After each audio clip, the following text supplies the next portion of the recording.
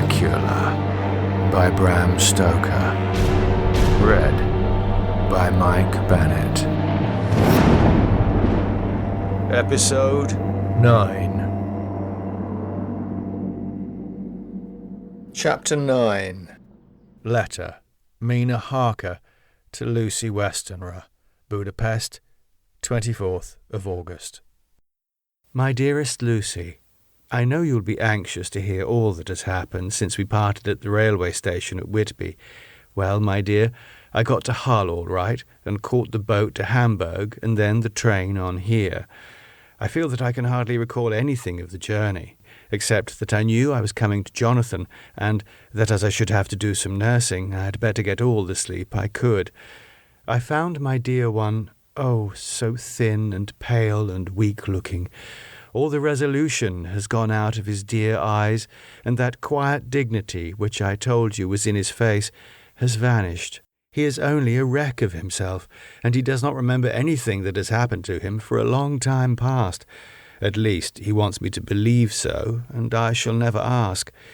He has had some terrible shock, and I fear it might tax his poor brain if he were to try to recall it. Sister Agatha, who is a good creature and a born nurse, tells me that he raved of dreadful things whilst he was off his head.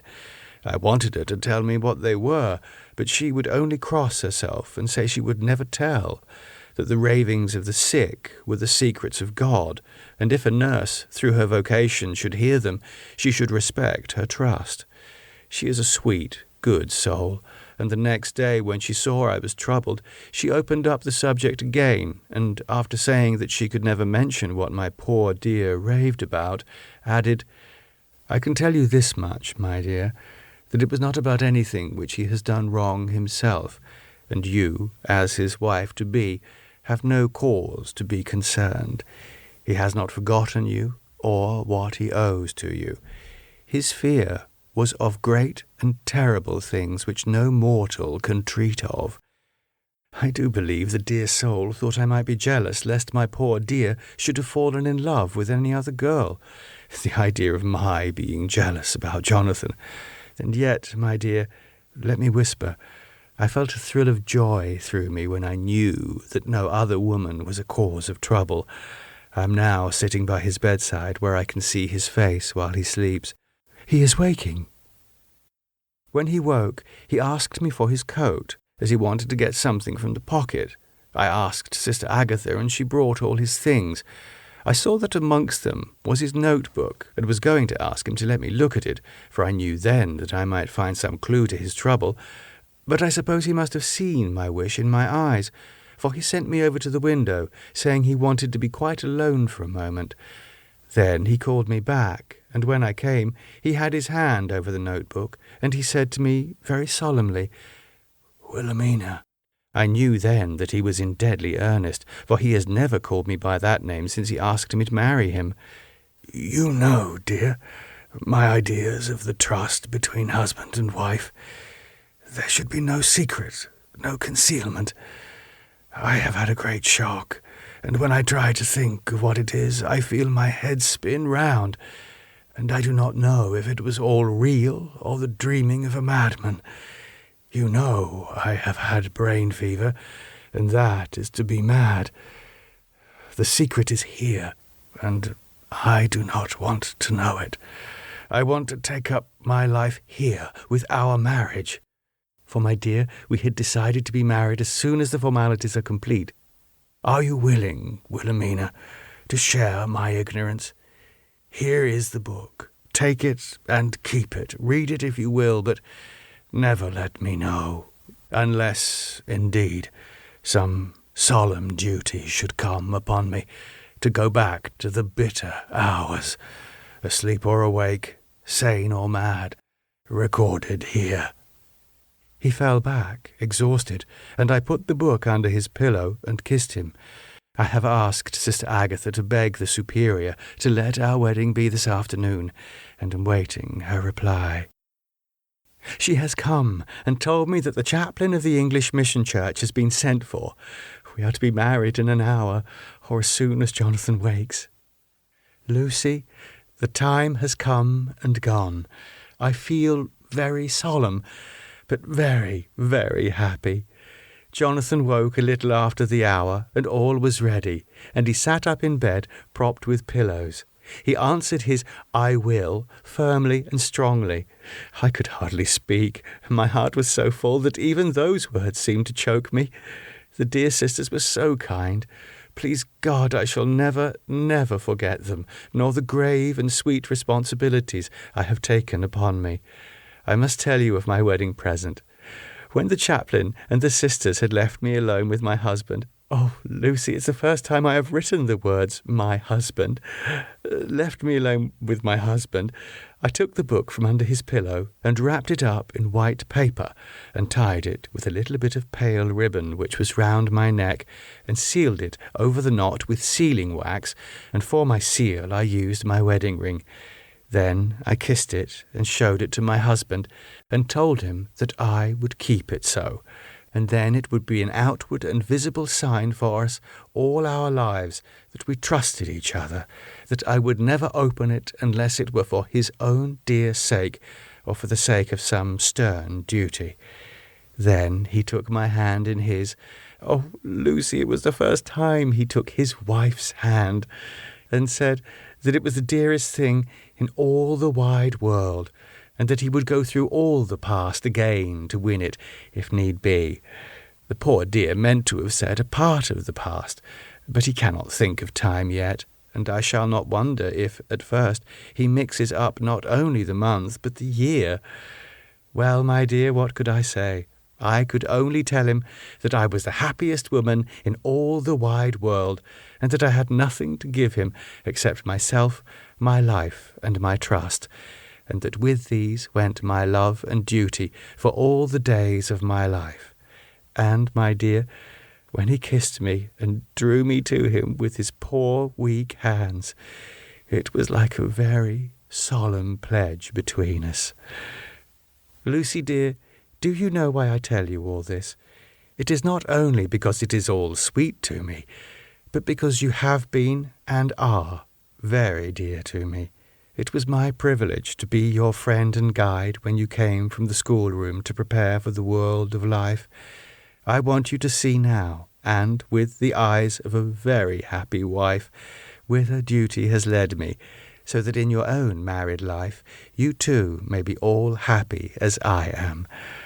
My dear, please Almighty God, your life may be all it promises, a long day of sunshine with no harsh wind, no forgetting duty, no distrust.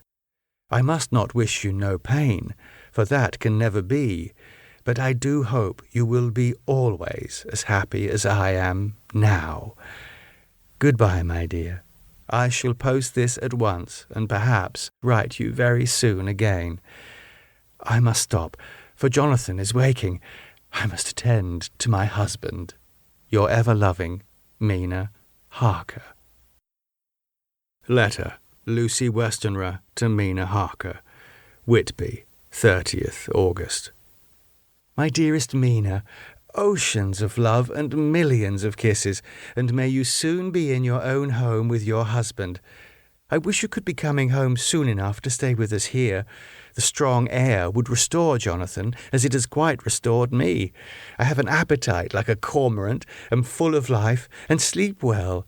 You will be glad to know that I have quite given up walking in my sleep. I think I have not stirred out of my bed for a week. That is, when I once got into it at night. Arthur says I am getting fat. By the way, I forgot to tell you that Arthur is here. We have such walks and drives and rides and rowing and tennis and fishing together, and I love him more than ever. He tells me that he loves me more, but I doubt that, for at first he told me that he couldn't love me more than he did then. But this is nonsense.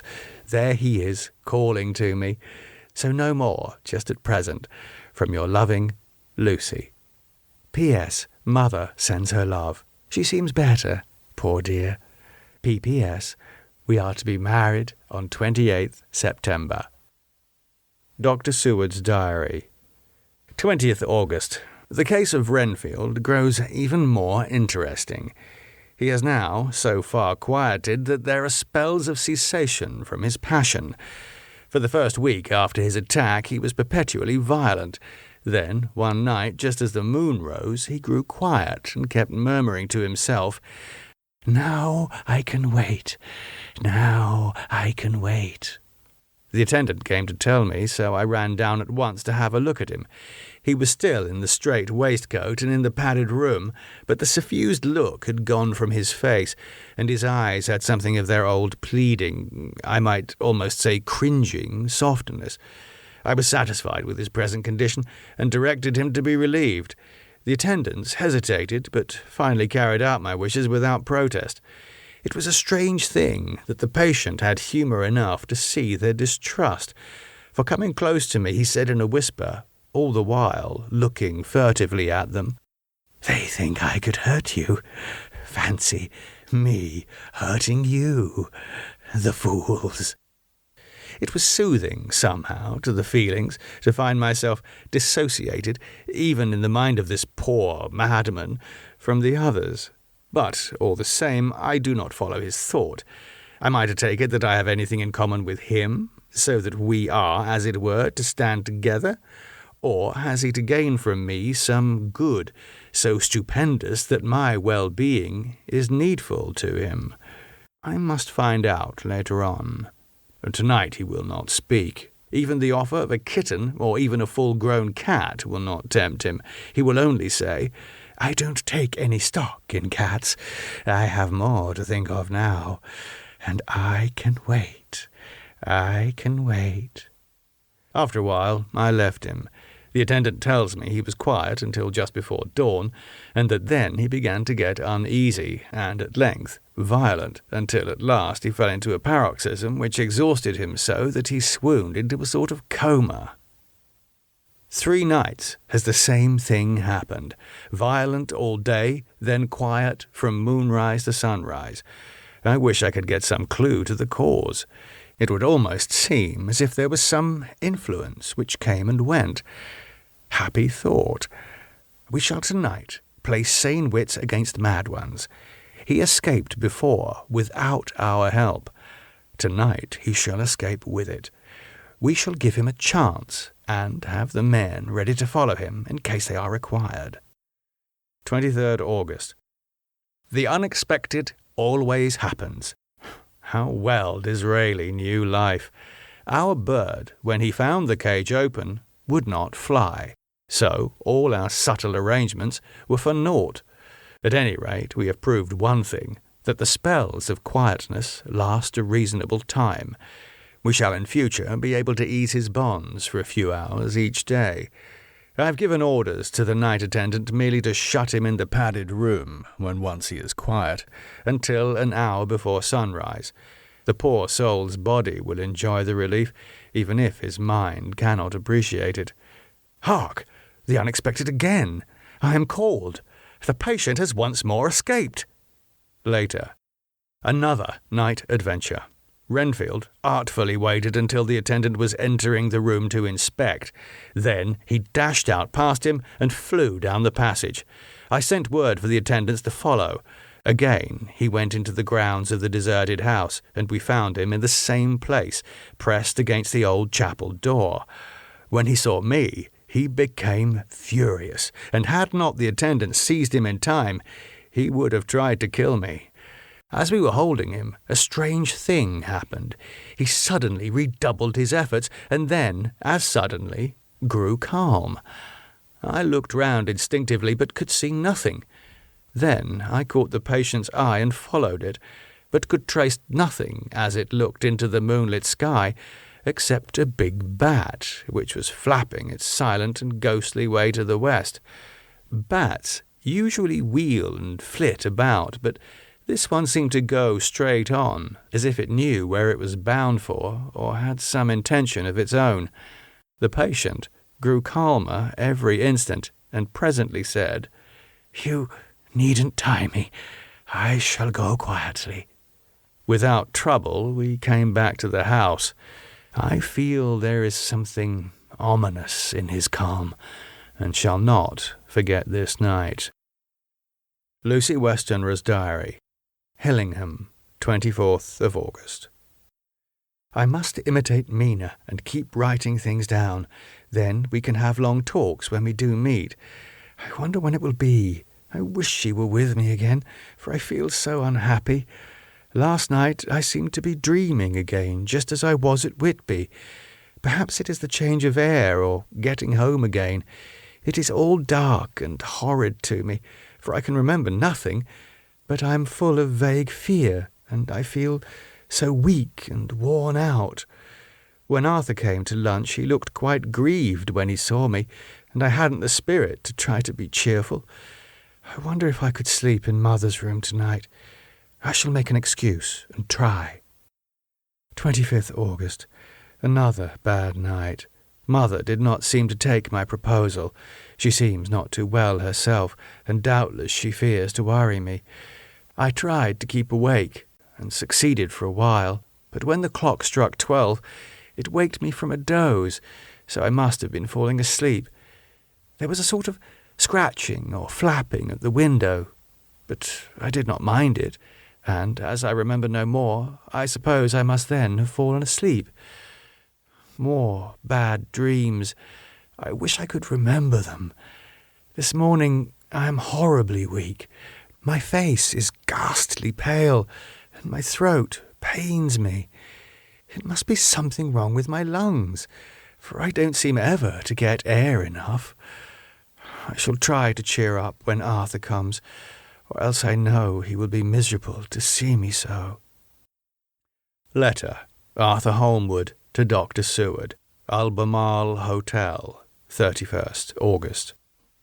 My dear Jack, I want you to do me a favour. Lucy is ill. That is, she has no special disease, but she looks awful and is getting worse every day. I have asked her if there is any cause. I do not dare to ask her mother, for to disturb the poor lady's mind about her daughter in her present state of health would be fatal. Mrs. Westenra has confided to me that her doom is spoken, disease of the heart, though poor Lucy does not know it yet. I am sure that there is something preying on my dear girl's mind. I am almost distracted when I think of her.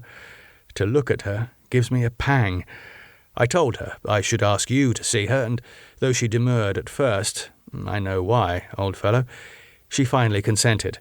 It will be a painful task for you, I know, old friend, but it is for her sake, and I must not hesitate to ask, or you to act.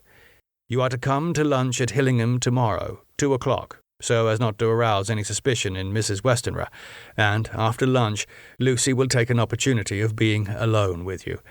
I shall come in for tea, and we can go away together. I am filled with anxiety, and want to consult with you alone as soon as I can after you have seen her. Do not fail. Arthur. Telegram. Arthur Holmwood to Dr. Seward. 1st September. Am summoned to see my father, who is worse. Am writing. Write me fully by tonight's post to ring. Wire me if necessary. Letter from Dr. Seward to Arthur Holmwood. 2nd of September. My dear old fellow, with regard to Miss Westenra's health, I hasten to let you know at once that in my opinion there is not any functional disturbance or any malady that I know of. At the same time, I am not by any means satisfied with her appearance. She is woefully different from what she was when I saw her last. Of course, you must bear in mind that I did not have full opportunity of examination such as I should wish. Our very friendship makes a little difficulty which not even medical science or custom can bridge over. I had better tell you exactly what happened, leaving you to draw, in a measure, your own conclusions. I shall then say what I have done and propose doing. I found Miss Westenra in seemingly gay spirits. Her mother was present, and in a few seconds I made up my mind that she was trying all she knew to mislead her mother and prevent her from being anxious. I have no doubt she guesses, if she does not know, what need of caution there is. We lunched alone, and, as we all exerted ourselves to be cheerful, we got, as some kind of reward for our labours, some real cheerfulness amongst us. Then Mrs. Westenra went to lie down, and Lucy was left with me. We went into her boudoir, and, till we got there, her gaiety remained, for the servants were coming and going. As soon as the door was closed, however, the mask fell from her face, and she sank down into a chair with a great sigh, and hid her eyes with her hand. When I saw that her high spirits had failed, I at once took advantage of her reaction to make a diagnosis. She said to me, very sweetly, "I cannot tell you how I loathe talking about myself." I reminded her that a doctor's confidence was sacred, but that you were grievously anxious about her. She caught on to my meaning at once, and settled that matter in a word. "Tell Arthur everything you choose. I do not care for myself, but all for him." So I am quite free. I could easily see that she is somewhat bloodless, but I could not see the usual anemic signs, and by a chance I was actually able to test the quality of her blood, for in opening a window which was stiff, a cord gave way, and she cut her hand slightly with broken glass. It was a slight matter in itself, but it gave me an evident chance, and I secured a few drops of the blood and have analysed them. The qualitative analysis gives a quite normal condition and shows, I should infer, in itself a vigorous state of health. In other physical matters, I was quite satisfied that there is no need for anxiety. But, as there must be a cause somewhere, I have come to the conclusion that it must be something mental. She complains of difficulty in breathing satisfactorily at times, and of heavy, lethargic sleep with dreams that frighten her, but regarding which she can remember nothing.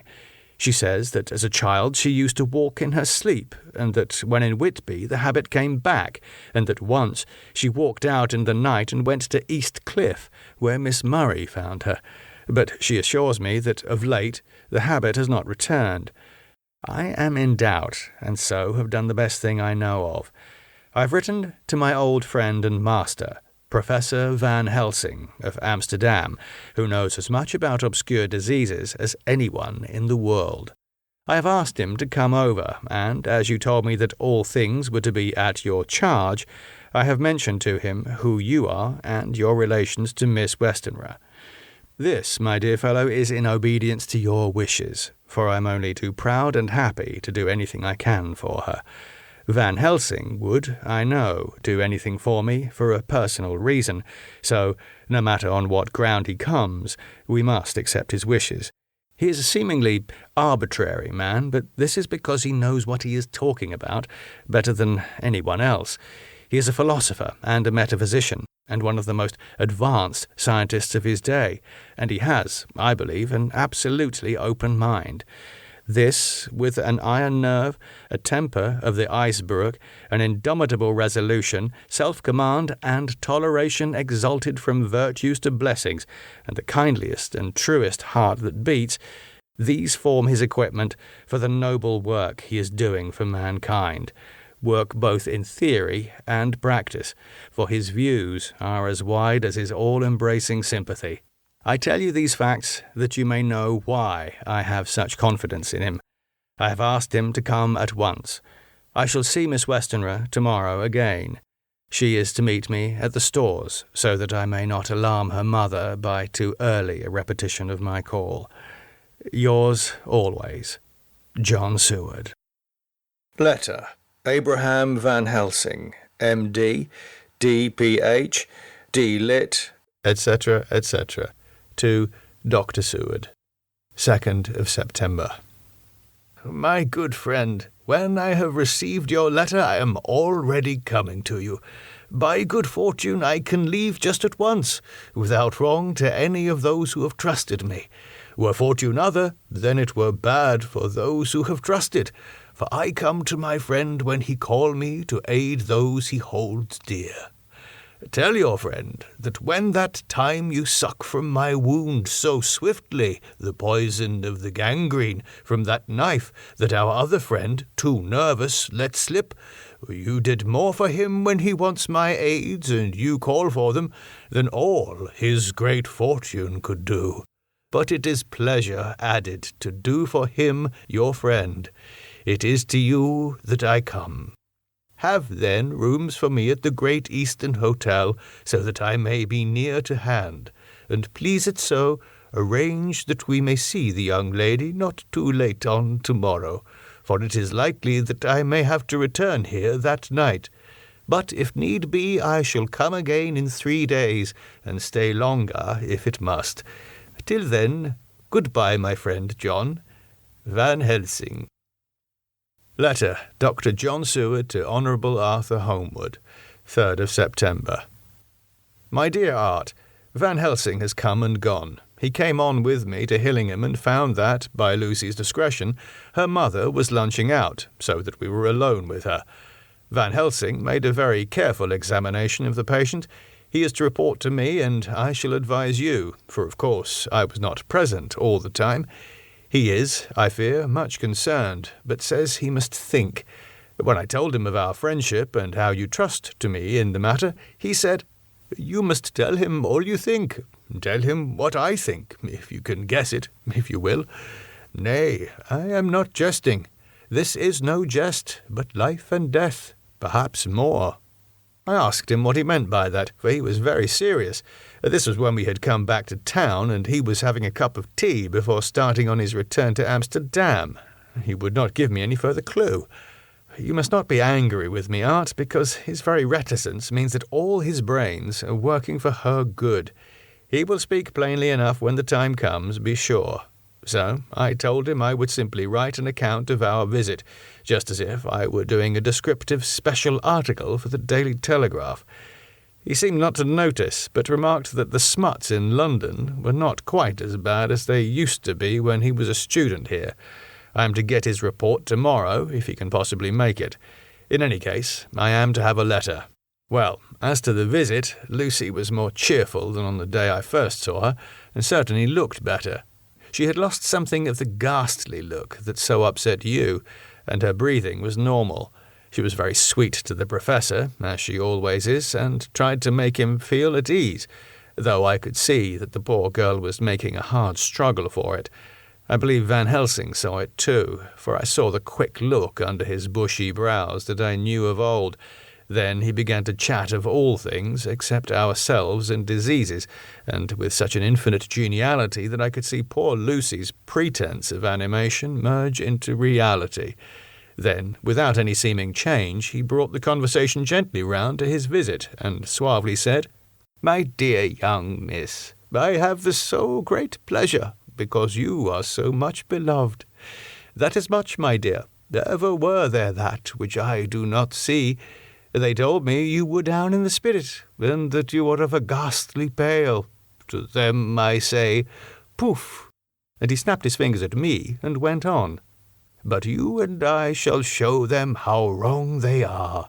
How can he?"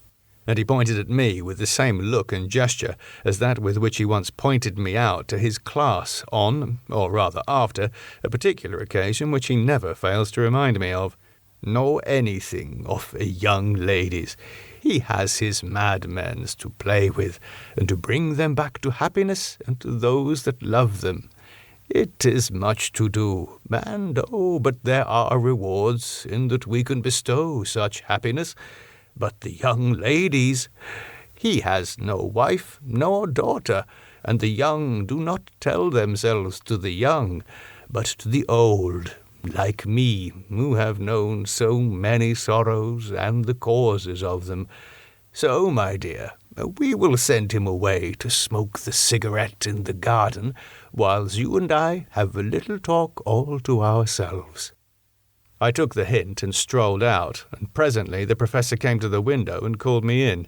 He looked grave, but said, "I have made careful examination, but there is no functional cause. With you I agree that there has been much blood lost. It has been, but is not. But the conditions of her are in no way anemic. I have asked her to send me her maid, that I may ask just 1 or 2 questions, that so I may not chance to miss nothing. I know well what she will say, and yet there is cause. There is always cause for everything. I must go back home and think. You must send me the telegram every day, and if there be cause, I shall come again. The disease, for not to be all well is a disease, interests me, and the sweet young dear, she interests me too. She charmed me, and for her, if not for you or disease, I come. As I tell you, he would not say a word more, even when we were alone. So, now, Art, you know all I know. I shall keep stern watch. I trust your poor father is rallying. It must be a terrible thing to you, my dear old fellow, to be placed in such a position between two people who are both so dear to you. I know your idea of duty to your father, and you are right to stick to it. But if need be, I shall send you word to come at once to Lucy, so do not be over-anxious unless you hear from me. Dr. Seward's Diary, 4th of September. Zoophagous patient still keeps up our interest in him. He had only one outburst, and that was yesterday at an unusual time. Just before the stroke of noon, he began to grow restless. The attendant knew the symptoms and at once summoned aid. Fortunately, the men came at a run and were just in time, for at the stroke of noon he became so violent that it took all their strength to hold him. In about 5 minutes, however, he began to get more and more quiet, and finally sank into a sort of melancholy, in which state he has remained up to now. The attendant tells me that his screams whilst in the paroxysm were really appalling. I found my hands full when I got in, attending to some of the other patients who were frightened by him. Indeed, I can quite understand the effect, for the sounds disturbed even me, though I was some distance away. It is now after the dinner hour of the asylum, and as yet my patient sits in a corner, brooding, with a dull, sullen, woebegone look on his face, which seems rather to indicate than to show something directly. I cannot quite understand it. Later. Another change in my patient. At 5 o'clock I looked in on him, and found him seemingly as happy and contented as he used to be. He was catching flies and eating them, and was keeping note of his capture by making nail marks on the edge of the door between the ridges of padding. When he saw me, he came over and apologized for his bad conduct, and asked me in a very humble, cringing way to be led back to his own room and to have his notebook again. I thought it well to humour him, so he is back in his room with the open window. He has the sugar of his tea spread out on the window-sill, and is reaping quite a harvest of flies.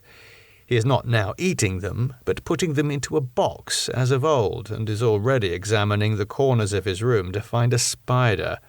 I tried to get him to talk about the past few days, for any clue to his thoughts would be of immense help to me, but he would not rise. For a moment or two he looked very sad, and said in a sort of far-away voice, as though saying it rather to himself than to me, "All over, all over. He has deserted me. No hope for me now, unless I do it for myself." Then, suddenly turning to me in a resolute way, he said, "Doctor, won't you be very good to me and let me have a little more sugar? I think it would be good for me." "And the flies?" I said. "Yes, the flies like it too, and I like the flies. Therefore, I like it. And there are people who know so little as to think that madmen do not argue. I procured him a double supply, and left him as happy a man as I suppose any in the world. I wish I could fathom his mind." Midnight. Another change in him. I had been to see Miss Westenra, whom I found much better, and had just returned, and was standing at our own gate looking at the sunset, when once more I heard him yelling. As his room is on this side of the house, I could hear it better than in the morning. It was a shock to me to turn from the wonderful, smoky beauty of a sunset over London, with its lurid lights and inky shadows and all the marvellous tints that come on foul clouds, even as on foul water, and to realise all the grim sternness of my own cold stone building, with its wealth of breathing misery, and my own desolate heart to endure it all. I reached him just as the sun was going down, and from his window saw the red disc sink.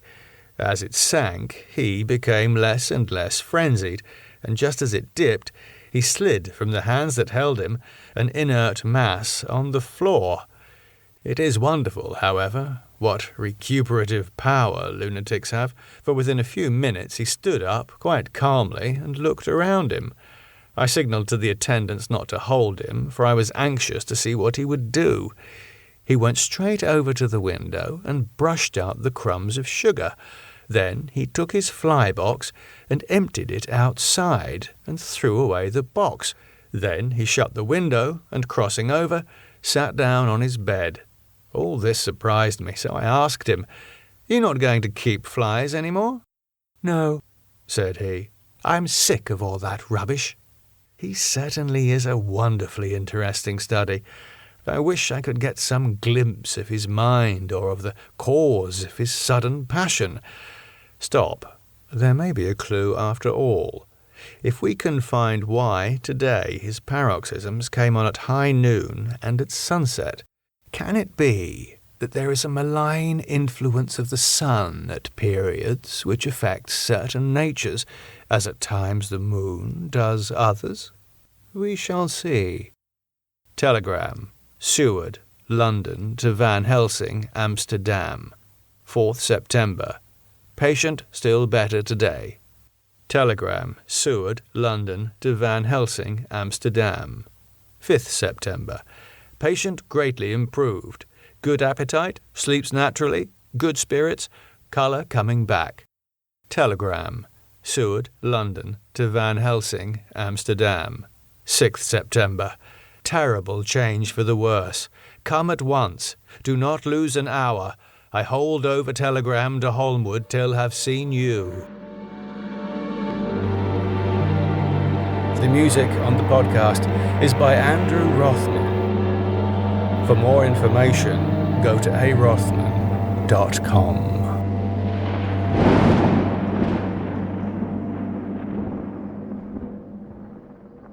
Thank you for listening. If you're enjoying this podcast and you're a fan of classic horror stories, like those of H.P. Lovecraft, for example, then you may enjoy another of my podcasts. This one's called The Vault of Lovecraft.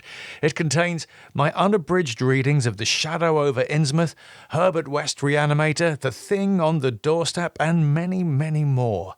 So search for The Vault of Lovecraft in your podcast app or visit my website, mikebennetauthor.com, for links. Thank you.